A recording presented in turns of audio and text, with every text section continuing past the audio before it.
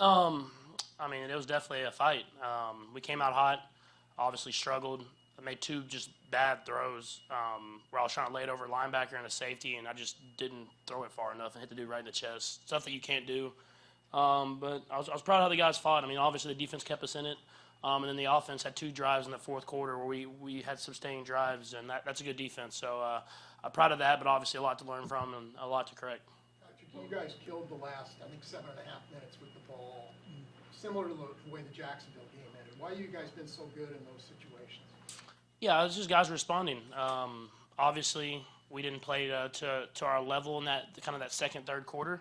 But guys responded and kept just pushing. And that's good things to see. I mean, a little similar to last year. It's not always going to be pretty for 4 quarters, especially when you're playing a good defense like that. But whenever the opportunity arises, it's about going down there and finishing. And obviously, we didn't do that in the first game, and I'm glad that we've been able to do that in these last few. Patrick, it depends on what you do with this, right? Whether it serves you well to have a game like this. But what do you feel like in some way it does?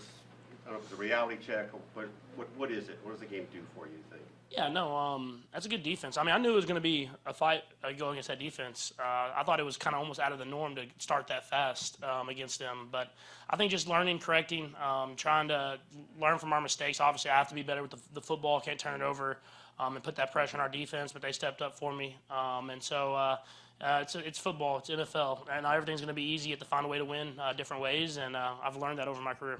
Proving you can grind it out is meaningful. I mean, to do that the way the last quarter went. Yeah, no, proving you can grind it out. I think proving that you can have 2 or 3 quarters where you literally aren't scoring. You're not scoring. Nothing's going well. And how do you guys respond whenever the going gets tough? And I thought the guys responded well, and we were behind the chains a lot, even on those drives, and we were able to fight our way to get those first downs. And so it definitely was a tough battle, but I was glad we found a way to get the win. What was the message from the coach at halftime? I think it was just kind of let's just keep playing together, keep fighting.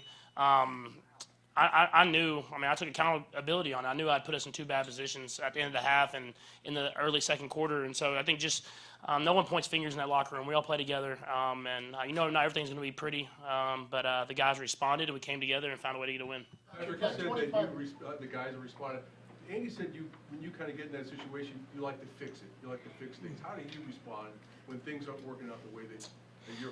Yeah, I've just learned you can only control the next play. You can only go out there and do what you need to do for that next play. Nothing in the past matters. And I don't know if it's coming from Texas Tech or how I played growing up. It's just you keep throwing it. You keep putting it out there and let your guys have chances. You can't worry about interceptions that have happened in the past. You have to keep fighting, and that's something that I believe in. And obviously, I try to be more careful with the football. But at the same time, I have to be me. I have to go out there and give guys chances to make plays. That's what I try to do. Patrick, of course, you talk about being you, right? And you pick up everyone when things aren't going right. But who picks you up? Is it the coach or is it another? I think it's just the whole team. Honestly, I mean, it's everybody. No one ever points fingers on this team. I don't think not just me. I think at everybody. If something goes bad, you pick that guy up and you keep fighting. And that's why I think we've won a lot of football games here. Is that it doesn't always have to be perfect, but we're going to respond and have each other's back. And that's what makes great football teams. Patrick, that 25-yard run you had on that last drive, that was obviously a big play, but you were particularly fired up when it was over. Was there something else behind that? Yeah, I mean, we just needed that. We needed that play at that time. We were trying to get into the field goal range. We're trying to do what we can to keep the defense off the field. They've been playing their tail off in that second half. I'm a little upset. I kind of stumbled. I was thinking I could maybe get around the side a little bit. But I mean, it was a big first down, and then we were able to kind of keep it moving down the field. And I've told a lot of people, I mean, I'm faster than people think. I don't run pretty, so people think I'm slow, but I move a little bit better than people think. Patrick, it's the 2 interceptions that you touched on briefly. It's kind of similar plays, it looked like, but I'm wondering if you could just take us through what you saw. Yeah, it's just being greedy, man. Just got to throw the ball away. They covered both the plays well, but instead of just throwing the ball away, I try to make perfect throws where I tried the one to Noah. I saw the guy underneath it. I thought I could throw it to the sideline, him or nobody, maybe catch it on the sideline, first down, and obviously didn't throw it good enough, hit the dude right in the chest. And the same with Travis. I mean, we're in that situation where I'm trying to get at least Harrison in field goal range, and they're dropping for depth. And I thought Trav had beat his guy, but the whole player was there. And I thought I could throw it over him, and obviously I couldn't, and so he made a good play on it. So it's just you just got to know when you can take those chances, and obviously that time at those points in the game I can't do that. I got to throw the football away and just live to play another play. All right, we're going to go these three gentlemen in the back, and we're going to finish up here. Patrick, are you satisfied with the way the team's come around here in the first month of the season? Yeah, I mean it's always good when you find ways to win. I think I've learned in my 6 or 7 years it's you can win pretty, but you have to win ugly too in order to win Super Bowls. And so for me, it's always, even though I hate it while it's happening, I feel like it makes you better in the end if you win games like this where not everything's going perfect. And so we did that last year, and we're going to try to do that again this year, and then try to keep getting better. And so we're playing our best football at the end of the season. Patrick, first time playing at MetLife, what was the atmosphere like? No, it was awesome, honestly. I got to come here for my first year twice, two times in 3 weeks, but obviously didn't get to play in the game. But the atmosphere was awesome Sunday night. I mean, from the intros all the way to the end of the game, the fans were in it. And my dad played for the Mets, and so I know the fans really support their teams. And so I was glad to be here and get to play in the same state and kind of the same type of fan base that my dad played in. Follow up on that was like Isaiah Pacheco kind of coming back to New Jersey, just his game, the way he played today in front of the fans that he grew up with. Yeah, no, he's I call him, he's Jersey's own, man. He went to Rutgers. He played in Jersey. He loves it. Kind of how I am with Texas. He has a lot of pride in it, and so I could see it from the first snap. You could see it in his eyes, like this meant more to him, and he did a great job catching the ball, running the ball.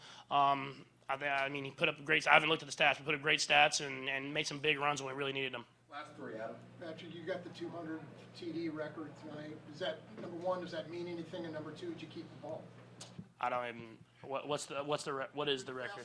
200. Yeah, I mean it means a ton because I guess the people that are on the list, the quarterbacks that have came before me, I mean you just got to keep going. I mean the game has changed, so I think someone will pass me before too long, and so you just go out there and keep playing. And the one thing that doesn't change is Super Bowls, so I'm gonna try to keep getting those. Last two. Hey, going back to that run, were you surprised that it was just wide open up the middle? It was so wide open, I feel like I could have ran out. No, the offensive line first off did a good job blocking. That pass rush is, I mean, is one of the top in the NFL, if not the top, and it kind of opened up. But there was a lot of attention, which I mean, while there was a flag, there was a lot of attention on Travis, which is, I mean, important. And so once he kind of went to the right, he took like 3 people with him, and it opened up for me. And so. Like I said, I'm a little faster than people think I am. So maybe one day I'll get a spy. That's my goal. If I can get a spy, then I'll know I've made it. Patrick, talk to some of your teammates who talked about going to the halves, some adversity. Talked to Trendy, talked about Chris Jones and Spags talking about brotherhood. After a quarter of the season's already gone, what's the character to make with a team that you see? You talked about the adversity and the different type of wins that you want. Give us an idea what the character of this team is going for. Yeah, I know. I mean, a lot of the guys, even though they're young, we've been together now. We've played in a lot of different style of football games, and we've gotten better from it. And so whenever, like I was saying earlier, I mean, like whenever stuff's going bad, no one's pointing fingers. I just believe the defense is going to get a stop when we need to get a stop, and the defense believes in me that I'm going to find a way to get the offense going and score points. And every time we're walking and kind of crossing from the defense going off and the offense going off both ways, it's like, hey, we got you, or hey, I got you right here. And I think that's a true brotherhood, is that we believe in each other whenever times are tough. That's why we find ways to win games like this. All right, thank you.